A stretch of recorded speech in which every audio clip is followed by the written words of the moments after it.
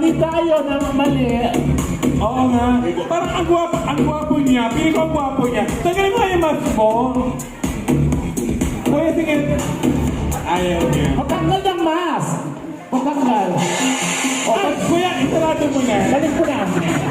Balik mo na, kuya. Balik mo na. And of course, ang 2024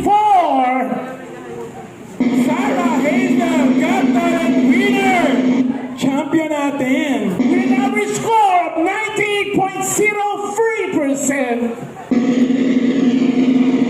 Ikaw na ang grand champion ngayong hapon. R&B! Ayan, natin pang huli!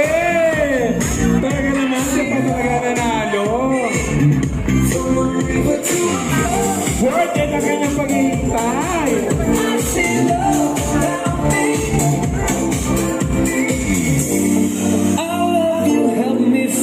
And once again, maraming salamat, Hazel, Sarah Hazel Grocery and Live Streaming OPC. Wish upon a Star, a gift-giving event and entertainment. At maraming salamat din kay Ma'am Bebot de la Rosa, Ma'am Sarah Hazel de Rosa, Sir Blue, Kadindik, Miss Alma Glar, and Derek Danny Nevalga of DGN Entertainment. Eto na Ate Pipit! Ang magandang balita, alam mo naman napaka-generous ni Ate Bebot dahil yung mga non-winner natin ay makakatanggap ng tig 5 kilos na sakong bigas! Naku, magkano rin yung 5 kilong sakong bigas? At luto na!